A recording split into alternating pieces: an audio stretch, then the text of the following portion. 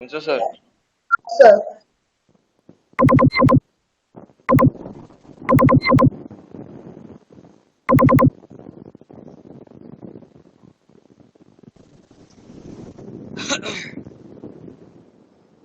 हेरी यहाँबाट चाहिँ मैले तिमीलाई लैजान्छु ल, ठिकै छ। राजेश, तिमीलाई मैले इन्फर्मेसन के छु भने हामीले चाहिँ अस्ति के पढाएको थियौँ, तिमी आएको त थिएनौ होइन। अब यो मेन यो याचार डायग्राम भनेको के हो? याचार डायग्राममा यो हेरी यहाँ फिगर छैन त, याचार डायग्राम। हजुर याचार डायग्राम भनेको चाहिँ एउटा यस्तो चाहिँ डायग्राम हो जसले चाहिँ यो ल्युमिनोसिटी र टेम्परेचरको रिलेसनसिप देखाउने डायग्रामलाई चाहिँ हामीले याचार डायग्राम भनेर भन्छौँ है। यो एउटा रिप्रेजेन्टेटिभ डायग्राम जसले चाहिँ के देखाउँछ? Relationship between the luminosity and the temperature of the various stellar objects अथवा various stars in the space, त्यसलाई चाहिँ हामीले एचआर डायग्राम भन्छौँ। एचआर डायग्रामको यो बीचको डायगोनल जस्तो सेप छ नि, लामो त्यो जस्तो छ नि, यो बिग डायगोनल जुन लाइन छ त्यसलाई हामी मेन सिक्वेन्स भन्छौँ। स्टार्सहरूको स्टेबल फेजमा चाहिँ हामीले मेन सिक्वेन्स, स्टेबल फेजको हाइड्रोजनहरूलाई के अरे चाहिँ स्टार्सलाई हामीले मेन सिक्वेन्स लाइनमा राख्छौँ भने, अनि आफ्टर द हाइड्रोजन बर्निङ अथवा त्यसको when the hydrogen gas gets exhausted in the star, then they move or shift from the main sequence star, and after the main sequence they are termed as post main sequence stars. यो main sequence stars पछिको स्टारलाई चाहिँ हामीले के भन्दो रहेछौँ भन्दा post main sequence star भनेर भन्छौँ। यो कुराहरू चाहिँ तिमीले राम्रोसँग हेर, बुझेनौ भने मलाई सोध, अनि केही कुराहरू भयो भने म भन्छु, अथवा टाइम रह्यो भने म लास्टमा म डिस्क्राइब गरिदिन्छु। मैले अस्ति पढाएको टेलिस्कोप छ है। अब म यसको बारेमा केही इन्फर्मेसन दिन्छु। सबैभन्दा पहिला त यो टेलिस्कोप भन्ने कुरा कसले पत्ता लगायो, कसरी बन्यो भन्ने त तिमीलाई सबैलाई थाहा छ नि।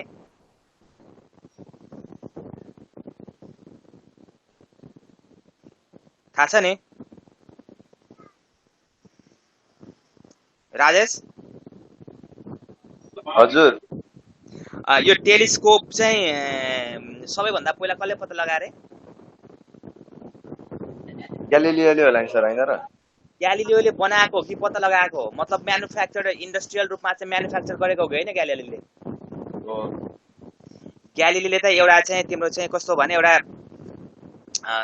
के भन्छ एउटा उसले चाहिँ आफ्नो एक्सपेरिमेन्टबाट एउटा नर्मल टाइपको उसले चाहिँ के अरे यो के भन्छ कन्स्ट्रक्सन गर्यो टेलिस्कोपको, तर त्यसलाई चाहिँ म्यानुफ्याक्चर तिम्रो चाहिँ भनौँ न के अरे यो के भन्छ लार्ज स्केलमा चाहिँ म्यानुफ्याक्चर गरेको भनेको डचहरूले चाहिँ पछि आएर चाहिँ डेभलप गरे।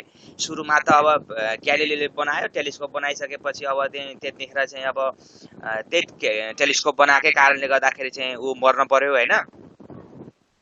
अनि पछि चाहिँ डच साइन्टिस्टहरूले चाहिँ इन्डस्ट्रियल रूपमै यसको चाहिँ म्यानुफ्याक्चर गरे एकदमै लार्ज स्केलमा। अनि बल्ल अनि यसको चाहिँ युजेजहरूको बारेमा पछि साइन्टिस्टहरू मानिसहरूलाई चाहिँ हो अदर साइन्टिस्टहरूले पनि यसको बारेमा चाहिँ थाहा पाउँदै गए। अब त्यतिखेर ग्यालिलीले बनाएको टेलिस्कोप भनेको चाहिँ त्यो अप्टिकल टेलिस्कोप हो। Specially optical telescope is used to see the visible light or visible part of the electromagnetic spectrum. अब इलेक्ट्रोम्याग्नेटिक स्पेक्ट्रमलाई हामीले टु टाइप्समा डिभाइड गर्छौँ, थाहा छ नि सबैभन्दा पहिला? एउटा भिजिबल स्पेक्ट्रम, अर्को इनभिजिबल स्पेक्ट्रम, होइन त? यो त थाहा छ नि सबिन?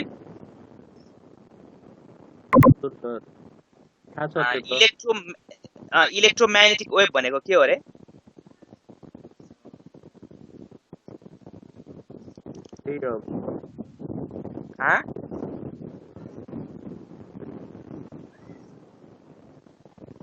What is electromagnetic अथवा EM wave or spectrum?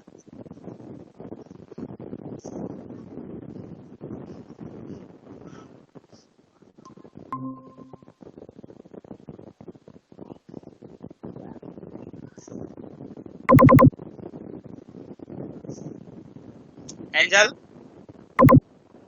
हजुर सर यो इलेक्ट्रोम्याग्नेटिक वेभ भनेको के हो अरे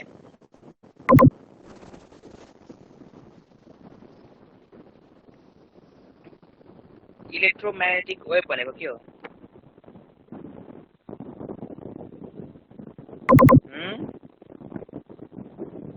थाहा भएन थाहा भएन सर इलेक्ट्रोम्याग्नेटिक वेभ भनेर भन्दै त तिमीले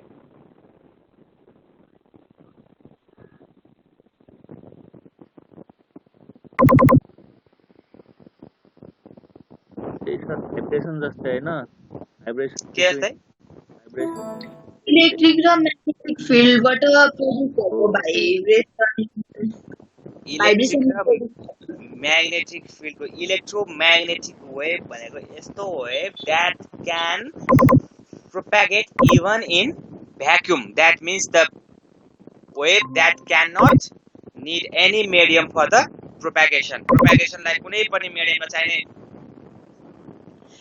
के अरे चाहिँ वेभलाई हामीले इलेक्ट्रोम्याग्नेटिक वेभ भनेर भन्छौँ यो कुरा बुझ राम्रोसँग है अब यसको इलेक्ट्रोम्याग्नेटिक वेभको चाहिँ मेजर सोर्स के हो भनेर भन्दाखेरि पो अनि इलेक्ट्रिक फिल्ड अथवा चाहिँ तिम्रो चाहिँ म्याग्नेटिक फिल्ड भनेर भन्ने हो त नि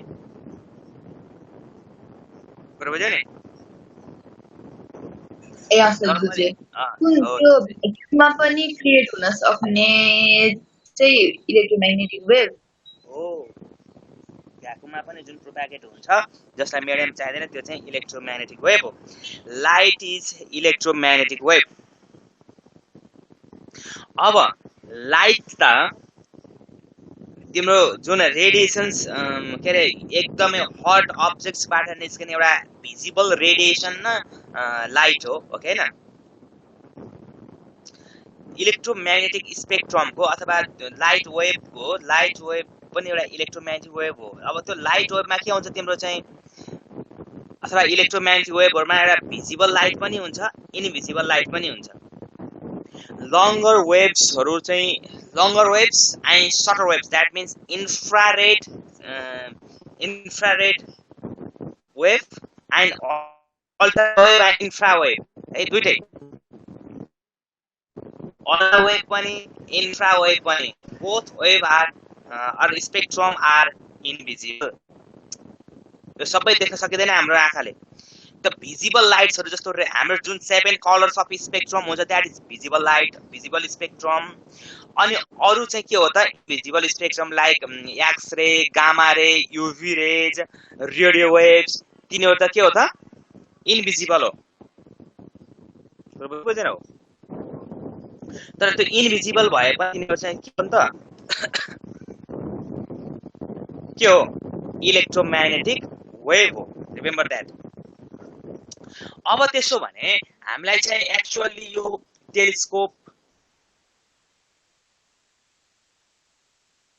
किन चाहिन्छ मान्छेले चाहिँ हाम्रो फुलफिल गर्न सक्छ त यसको मेन टास्क के हो टेलिस्कोपको भन्ने कुरा चाहिँ यहाँ 3 पोइन्ट्समा समराइज गरेको छ स्पेशली हाम्रो जुन एस्ट्रोनोमिकल प्रोफेसनल खालको चाहिँ हामीले ड्रास्टिक एउटा चाहिँ चेन्ज लिएर आउन सक्यो त्यो भनेको टेलिस्कोपको जब टेलिस्कोपको इन्भेन्सन भयो 16th सेन्चुरीमा अनि मात्रै चाहिँ तिम्रो चाहिँ यो एस्ट्रोनोमी सम्बन्धी जानकारीहरु हामीलाई चाहिँ एस्ट्रो साइन्सको चाहिँ डेभलपमेन्ट भयो नत्र भने त्यो भन्दा अगाडि हामी उही एकदम चाहिँ के अरे नेकेड आइले माथितिर हेर्यो हैन अनि त्यसपछि त्यहाँ चाहिँ यस्तो स्टार रहेछ त्यस्तो स्टार रहेछ भनेर हामीले चाहिँ एउटा एक्सपेक्ट मात्रै गर्थ्यौं एउटा इमेजिनेसन मात्रै गर्थ्यौं स्पेसको बारेमा भने यो रियालिटी चाहिँ वास्तवमा स्पेसको रियालिटी चाहिँ जब टेलिस्कोपको इन्भेन्सन भयो अनि त्यसपछि आएर चाहिँ यसको रियालिटीको बारेमा हामीलाई थाहा भयो specially in telescopes two lenses are used especially one is objective lens and the other is the eye lens in case of telescope objective lens is bigger than the eye lens this is because to collect the light rays from the larger area huge space अथवा एउटा large जुन स्पेसबाट धेरै भन्दा धेरै light रेजहरुलाई चाहिँ collect गर्न पर्छ त्यो कलेक्ट गर्नको लागि चाहिँ यसले चाहिँ हामीलाई एउटा हेल्प गर्दो रहेछ जसले गर्दाखेरि यसको चाहिँ यो अब्जेक्टिभ लेन्स ठुलो भएको कारणले गर्दाखेरि पनि यसले चाहिँ के हुँदो रहेछ त भन्दाखेरि यसले बनाउने जुन इमेज हुन्छ द्याट ह्याज हाई रिजोल्युसन, यसको रिजोल्युसन पावर पनि हाई हुन्छ, एंगुलर डायमिटर पनि बढाउँछ र रिजोल्युसन पनि हाई बनाउँछ। And this my telescope also helps to locate the position of the celestial bodies, स्पेसमा भएका जति पनि अथवा सेलेस्टियल अब्जेक्ट सेलेस्टियल बडिजहरुको जति पनि पोजिसन्सहरु छ त्यो आइडेन्टिफाई गर्नलाई चाहिँ हामीलाई चाहिँ यसले एकदमै हेल्प गर्छ। तीनटा मेजर टास्क यसले चाहिँ लाइट रेज कलेक्ट गर्छ from the larger surface area हो। अनि त्यसपछि अर्कोले गर्ने भनेको मेजर भनेको यसको चाहिँ increases the resolution of the images formed by it, यसले जुन इमेज बनाउँछ त्यसको रिजोल्युसन एकदमै राम्रो हुन्छ, त्यसले त क्लियरली हामीले चाहिँ इन्फर्मेसन लिन सक्छौं। र अर्को भनेको चाहिँ त्यही कारणले गर्दा यसको इमेज राम्रो हुने कारणले गर्दाखेरि मात्रै अनि हामीले चाहिँ यसको लोकेसन स्टार्स अथवा चाहिँ अदर सेटेलाइट्स प्लानेट्सहरुको जति पनि छ हामीले एक्ज्याक्ट लोकेसनहरु हामीले आइडेन्टिफाई गर्न सक्छौं। These are the major task that can be fulfilled from the telescopes. 8 क्याटेगोरीजमा चाहिँ हामीले टेलिस्कोपलाई क्याटेगोराइज गर्न सक्छौं। जस्तो तिमीहरुले चाहिँ 11 मा अप्टिक्स पढ्यौ नि हैन, अप्टिक्समा चाहिँ अप्टिकल इन्स्ट्रुमेन्ट्स भनेर हामीले माइक्रोस्कोप टेलिस्कोपहरु पढाएको थियौ नि, सम्झ्या छ? सर। त्यसमा चाहिँ टेलिस्कोपको रे डायग्राम बनाएको सम्झना छ?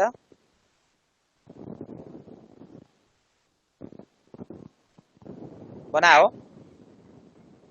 होला सर। सर तर याद छैन।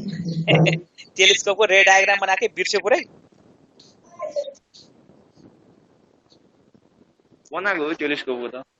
हो त्यही त भने त नि। अब राजेश हजुर फिगर नि याद आयो सर, एउटा ठुलो यतापट्टि अब्जेक्टिभ लेन्समा बिगर छ हैन, अनि त्यसपछि आई लेन्स स्मल छ। अब्जेक्टिभ लेन्सले बनाएको इमेज कत्रो हुन्छ? कहाँनिर बन्छ? दुईटा लेन्सको फोकल लेन्थको बीचमा बन्छ भने हो के हैन? दुईटा लेन्सको बीचमा बन्छ हो के हैन? अनि त्यसपछि आई लेन्सले बनाउने इमेज चाहिँ के रे त्यसको चाहिँ त्यो इमेज चाहिँ फेरि भर्चुअल इमेज बनाउँछ त्यसले भनेर हामीले के रे जुन पढेका थियौं। ठीक छ, त्यहाँ अहिले हामी जान परेन, मैले तिमीलाई त्यो कुरा सम्झाइदिएको मात्रै। त्यो हामीले 11 मा पढेको भनेको अप्टिकल टेलिस्कोप्स, तर एक्चुअली टेलिस्कोप चाहिँ के हुँदो रहेछ त भन्दाखेरि 8 टाइप्सको हुन्छ। एउटा रेडियो टेलिस्कोप हुन्छ, अर्को इन्फ्रारेड हुन्छ, अर्को चाहिँ तिम्रो चाहिँ के भन्छ माइक्रोवेभ टेलिस्कोप हुन्छ, अनि त्यसपछि अप्टिकल टेलिस्कोप हुन्छ, अल्ट्राभायोलेट टेलिस्कोप हुन्छ, एक्स रे टेलिस्कोप हुन्छ, अनि गामा रे हुन्छ, अनि त्यसपछि पार्टिकल टेलिस्कोप हुन्छ। यहाँ सबै कुराको बारेमा यहाँ छ, म तिमीलाई टर्म वाइज सबै कुराहरुमा स्लोली लैजान्छु। जस्तो अब यहाँ हेर त, टाइप्समा नम्बर 1 मा चाहिँ यहाँ के छ? रेडियो टेलिस्कोप्स छ है। अब त्यो कस्तो हो त रेडियो टेलिस्कोप्स भनेर जान्नको लागि तिमीलाई सबैभन्दा पहिला मैले हेरेँ यहाँनिर लास्ट बटममा हेर त, यहाँनिर बटममा हेर्यौ? हेरे sir. Spectrum of electromagnetic radiation छ। सर। हो, लाइट जुन इलेक्ट्रोम्याग्नेटिक वेभ छ लाइट, यसलाई चाहिँ हामीले धेरै क्याटेगोराइजमा डिभाइड गर्न सक्छौं। रेडियो वेभ्स, माइक्रोवेभ्स हैन, इन्फ्रारेड वेभ्स, अनि त्यसपछि आएर त्यस्तै गरी visible light, X ray, gamma ray गरेर यति ग्रुपमा चाहिँ हामीले डिभाइड गर्न सक्छौं। यो चाहिँ के रे लाइट वेभ अथवा इलेक्ट्रोम्याग्नेटिक वेभको टाइप्स हो। अब सबैभन्दा पहिला त्यहाँ तिमीले के हेर भने त्यहाँ भिजिबल भनेर लेखेको छ, देख्यौ? भिजिबल लेखेको? सर। राजेश हजुर देखाएको सर। भिजिबल लेखेको छौ नि हैन? अब भिजिबल भनेपछि भिजिबल भन्दा लेफ्ट ह्यान्ड साइड है, भिजिबल भन्दा लेफ्ट साइडको जति पनि वेभलेन्थ भएको लाइट रेज छ they are the shorter waves. X-ray, gamma ray, and UV rays are the shorter waves. And to the right hand side of the visible rays, the rays are called the longer waves, and they are named as radio waves, microwaves, and infrared waves. है infrared rays. यसको मतलब मैले भन्न खोजेको कुरा के भने visible लाइटबाट हामी यहाँ यो डायग्रामको लेफ्ट साइडतिर जाँदाखेरिको गयो भने त्यहाँ सर्टर वेव्स छ भने राइट साइडतिर चाहिँ लङ्गर वेव्स छ। भिजिबल लाइटबाट चाहिँ सर्टर वेव्सहरु 3 टाइप्सको छ, एउटा युभी रेज, अर्को एक्स रेज, अर्को चाहिँ गामा रेज। त्यस्तै गरी भिजिबल लाइटबाट चाहिँ राइट ह्यान्ड साइडतर्फ पनि 3 टाइप्स अफ वेव्स छ, एउटा रेडियो वेव्स छ, अनि अर्को माइक्रोवेव्स छ, अनि त्यसपछि इन्फ्रारेड वेव्स छ। They are the longer waves. They have long wavelengths, and so that they carry very less energy, and such light rays or the electromagnetic waves are harmless for us, physically harmless. They do not harm to our body, either skin or any other parts of the body, but they are useful for the transmission of different kinds of signals in the space. Signals स्पेसमा signals पठाउनको लागि चाहिँ यस्ता वेव्सहरु चाहिँ एकदमै धेरै useful हुन्छन्। Similarly, the shorter waves are harmful for our body. They are strongly harmful for our body, like UV rays, X rays, gamma rays. Such light rays directly affect to our skin. Such rays may cause skin burn or the skin cancer, and it may also damages the eggs of the birds.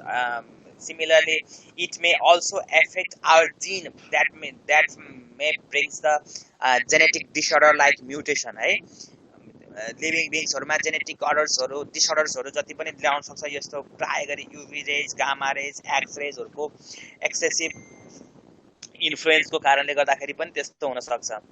अब but such rays are sometimes useful to us, like UV rays. UV rays also affects our skin, but sometimes such rays, gamma rays, UV rays are used to kill the tumor in the body.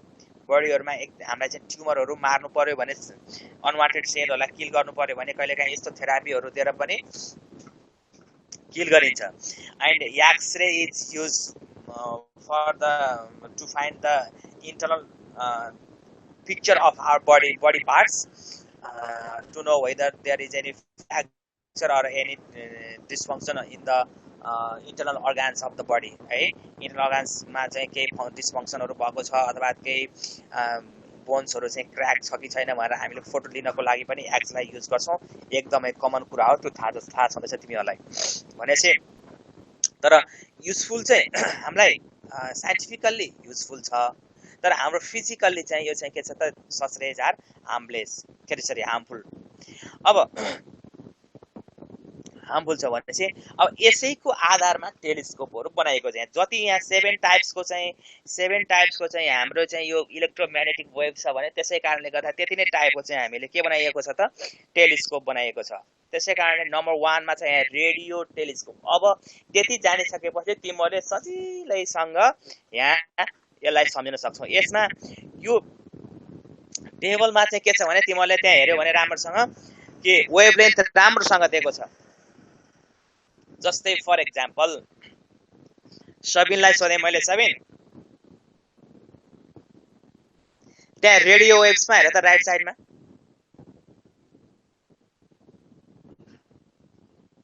हेर्यौ?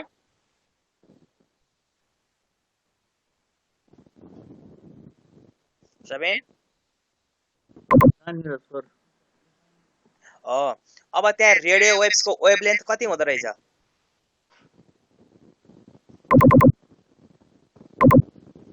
त्यही छ हेर त।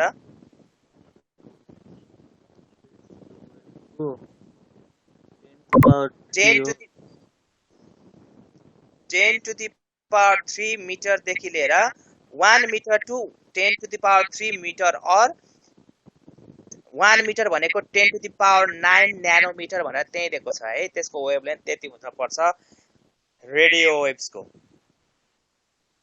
Radio frequency भनेर हामी फ्रिक्वेन्सीहरू त्यो चाहिँ साउन्डमा चाहिँ use हुन्छ हैन।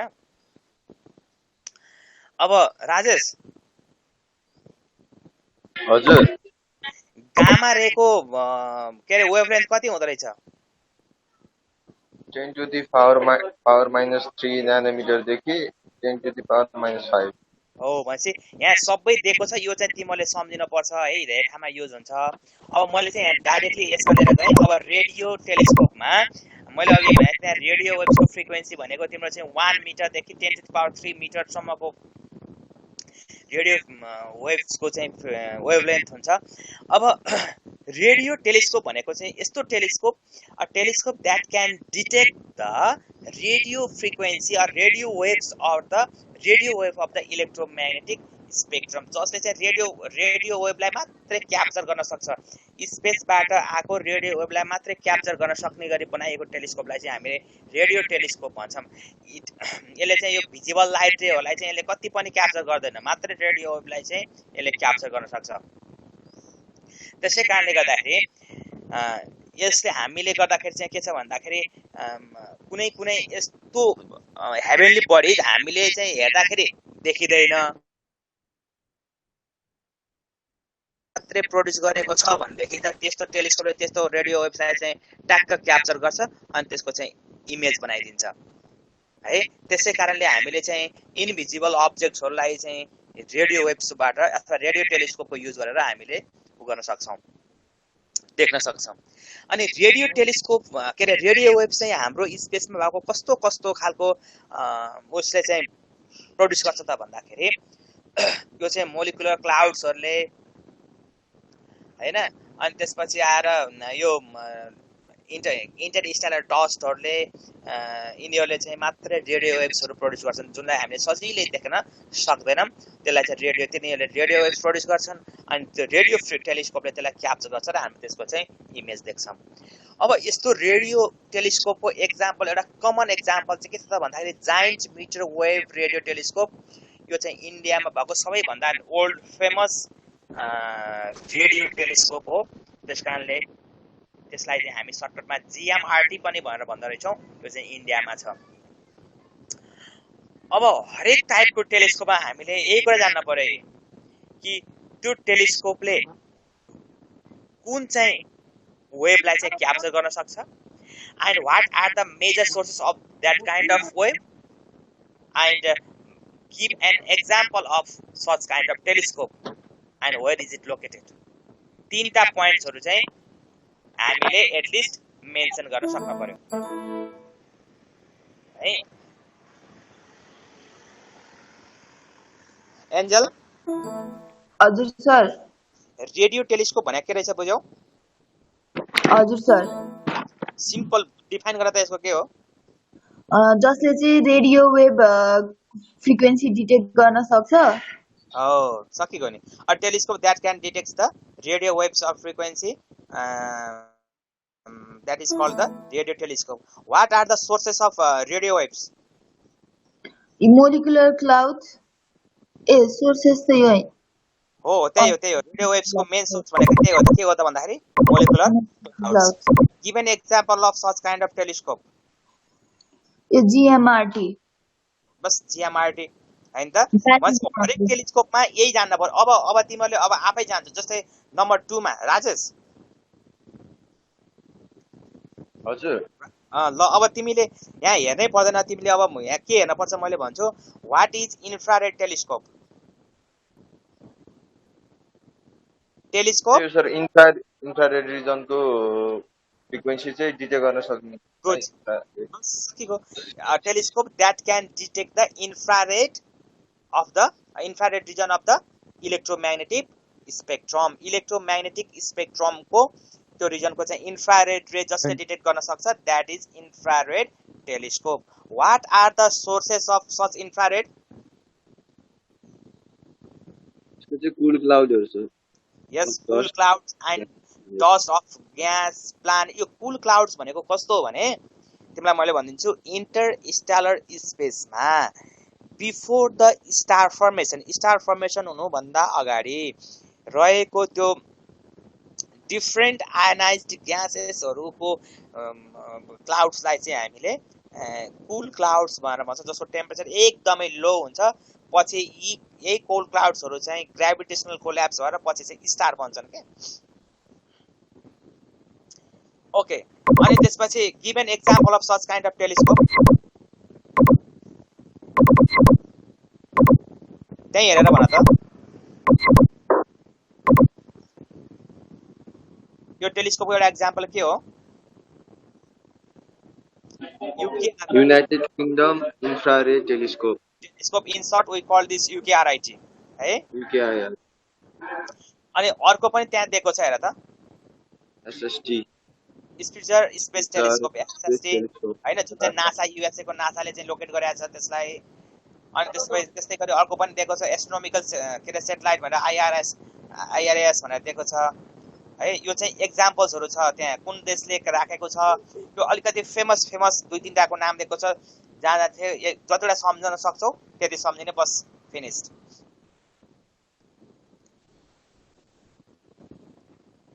अब हेर त, त्यस्तै गरी नम्बर 3 मा सब मिलिमिटर टेलिस्कोप। हामीलाई थाहा छ कि सब मिलिमिटर भनेको माइक्रोवेभलाई सब मिलिमिटर पनि भनेर भन्छौँ हामी है। भनेपछि सबिन हजुर सबिन ल भन त अब what is sub millimetre telescope? telescope which detect the microwave is called sub-millimeter. Oh, telescope that can detect the microwave or the sub-millimeter wave of the electromagnetic spectrum is called the sub-millimeter telescope. What are the sources of sub-millimeter waves? Very cold materials such as the cloud of the gas and the dust, water vapor. What does water vapors? सम्झिन सक्छौ नि यो कुरा त? Example of such kind of telescope? James Clerk Maxwell telescope. James Clerk Maxwell हैन त? James Clerk Maxwell telescope भनेको चाहिँ जुन युएसए ले लन्च गरेको छ, that is the sub millimetre telescope. Any confusion? अब त्यस्तै गरी अप्टिकल टेलिस्कोप भनेको जसले चाहिँ भिजिबल लाइटलाई चाहिँ क्याप्चर गर्न सक्छ, दैट इज अप्टिकल टेलिस्कोप। हामीले जुन तिमीले चाहिँ क्लास के अरे चाहिँ यो 11 मा जुन टेलिस्कोपको रे डायग्राम बनाएको थियो त्यो चाहिँ अप्टिकल टेलिस्कोप हो। हामीले चाहिँ यो सब मिलिमिटर अरु टेलिस्कोपहरुको बारेमा अरु क्लासमा पढेकै छैनौं। हामीले जुन टेलिस्कोप देखेका छौं, जुन टेलिस्कोप पढेका छौं, that is the optical telescope. Optical टेलिस्कोपमा टेलिस्कोपको एकदम कमन एक्जाम्पल भनेको Hubble space telescope which was launched by the NASA है। सबैभन्दा लार्जेस्ट टेलिस्कोप पनि हो, हामीलाई थाहा छ। अब यसमा चाहिँ यो टेलिस्कोपहरुमा चाहिँ हामीले मिररको युज गरेर पनि अप्टिकल टेलिस्कोप बनाउन सक्छौं, अथवा लेन्सको युज गरेर पनि अप्टिकल टेलिस्कोप बनाउन सक्छौं, और आइदर के अरे यो के भन्छ बोथ लेन्स और मिरर दुईटै युज गरेर पनि हामीले चाहिँ अप्टिकल टेलिस्कोपहरु हामीले चाहिँ बनाउन सक्छौं। अब अप्टिकल टेलिस्कोप भनेको त अब के अरे अप्टिकल वेभ्स भनेको त भिजिबल लाइट हो है। अब भिजिबल लाइट चाहिँ केले प्रोड्युस गर्छ त? हामीलाई त्यो त अब आँखा चिम्मा गरेर हामीलाई थाहा छ कि यो त भिजिबल लाइट प्रोड्युस गर्ने हाम्रो स्पेसमा कहाँबाट भिजिबल लाइट आएको छ भन्दाखेरि स्टार्सबाट आएको छ, प्लानेट्सहरुबाट आएको छ, सेटेलाइट्सबाट आएको छ, सनबाट आएको छ। यो सबै भिजिबल लाइट्सहरु तिनीहरुले आएको भएर न हामीले सजिलैसँग देख्न सक्छौं। यो अप्टिकल टेलिस्कोपले चाहिँ तिनीहरुको साइजलाई इन्लार्ज गरिदिने मात्रै काम गर्छ। अब सिमिलरली युभी टेलिस्कोप पनि, अब युभी रेजलाई डिटेक्ट गर्ने युभी टेलिस्कोप। अब युभी रेज चाहिँ केले प्रोड्युस गर्छ त हाम्रो स्पेसमा? कहाँ आउँछ त त्यो युभी रेजहरु चाहिँ भन्दाखेरि सुपरनोभा रेमिनेन्ट्स एन्ड भेरी हट स्टार्स भनेको छ। सुपरनोभा रेमिनेन्ट्स भनेको के हो भने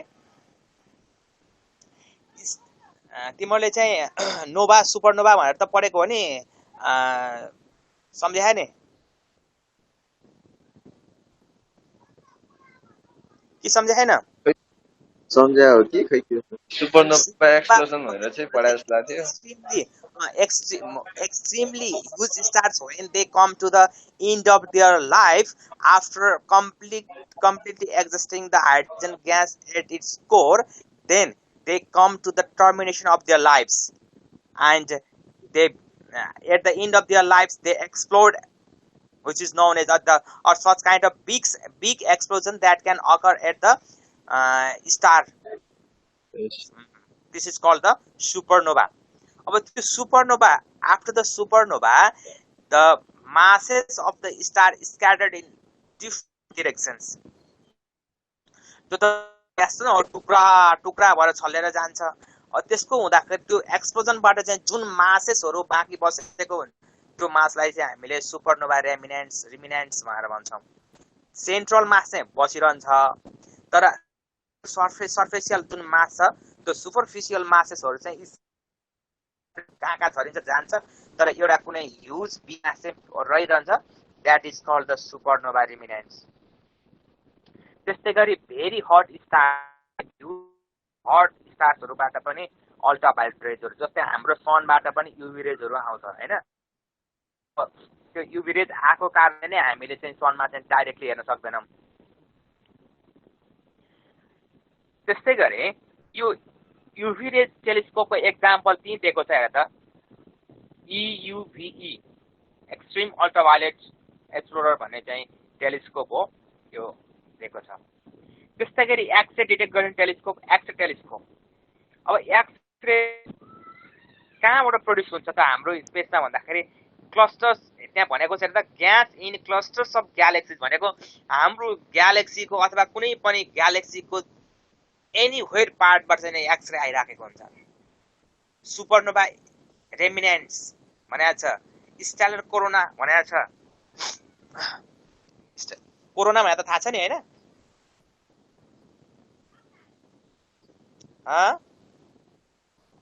एन्जल सर के हो खास यो कोरोना भने सर?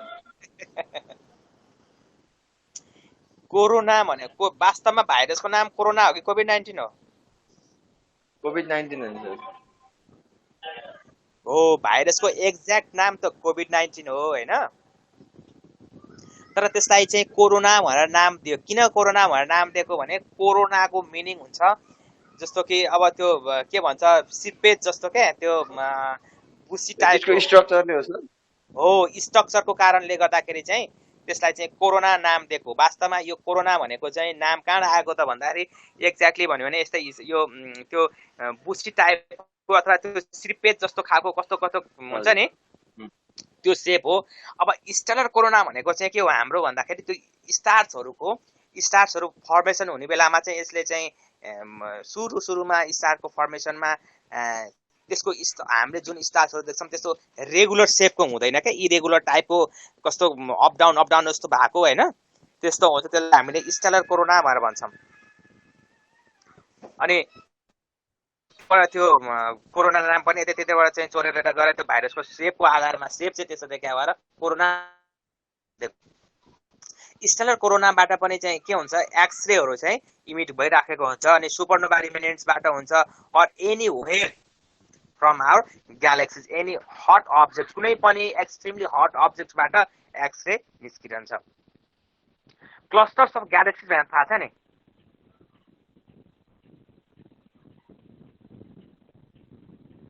हेलो हजुर सर।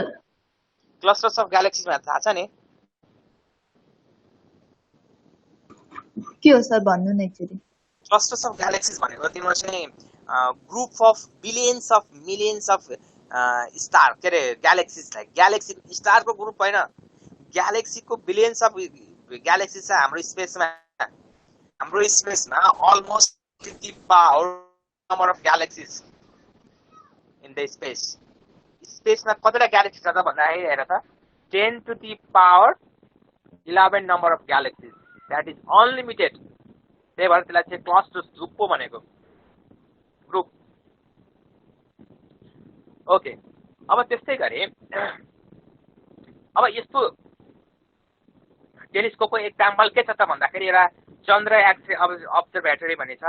चन्द्र एक्चुअली अब्जर्भेटरी भनेको चाहिँ tribute to Chandrasekhar which is who is very famous Indian born American Indo-American scientist. Chandrashekhar भनेको चाहिँ इन्डो अमेरिकन साइन्टिस्ट हो, साउथ इन्डियन साइन्टिस्ट हुन्।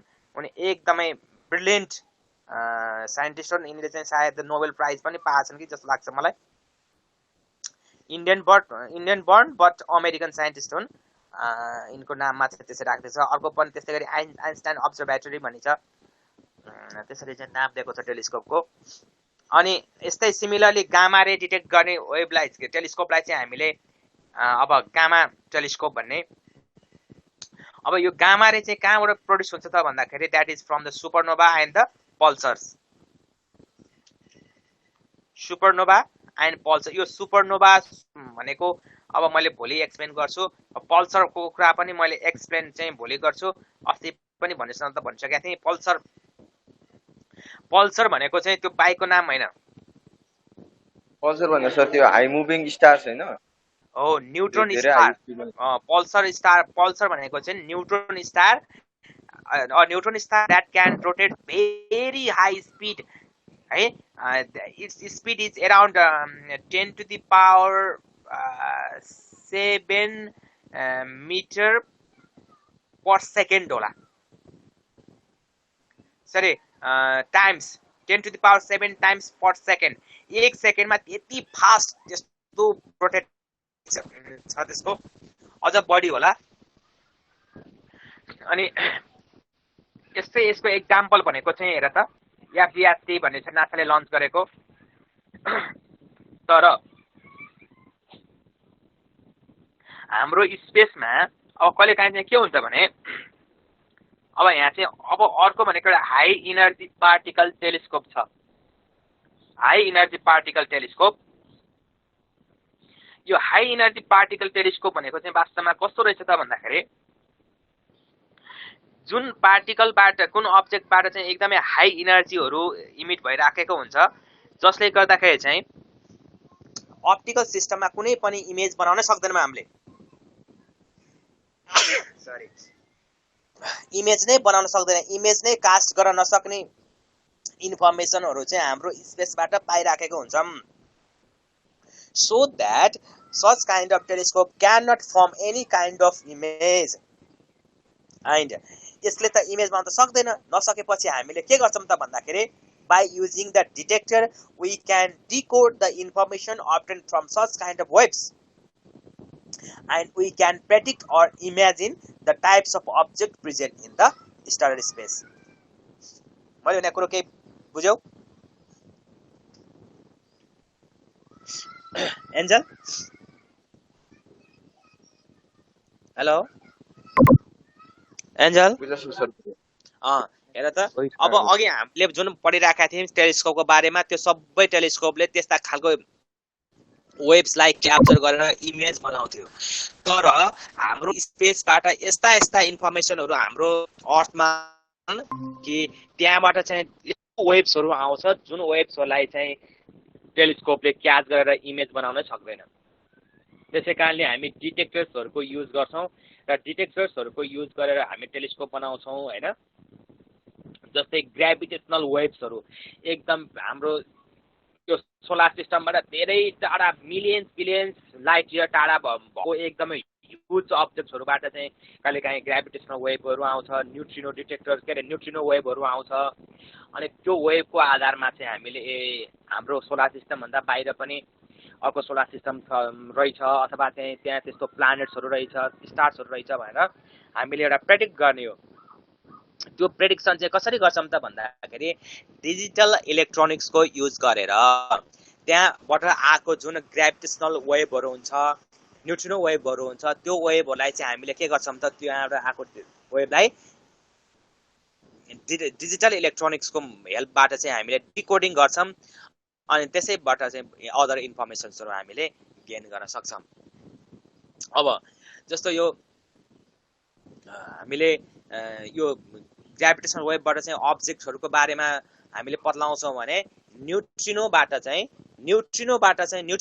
के थाहा हुन्छ भने प्रिलिमिनरी पार्टिकल्सहरू तिम्रो ancient पार्टिकल्सहरू before the big bang हुनुभन्दाखेरि चाहिँ बेला चाहिँ कस्तो पार्टिकल थियो अथवा त्यो बनी आफ्टर द बिग ब्याङ पनि इनिसियल फेजको पार्टिकल्सहरू चाहिँ कस्तो थियो, त्यस बेलाको न्युट्रिनोहरू कस्तो थियो, पार्टिकल एन्टी पार्टिकल कस्तो थियो भनेर त्यसको नेचरको बारेमा चाहिँ हामीलाई इन्फर्मेसन दिने काम चाहिँ यो न्युट्रिनो डिटेक्टरले चाहिँ गरिराखेको हुन्छ।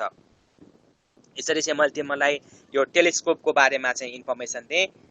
तिमीहरूले चाहिँ हिजो नआए पनि अब यी कुराहरूलाई चाहिँ मैले आज गरेँ। केही छ यसमा केही कन्फ्युजन छ? होइन सर। यो यति राम्रो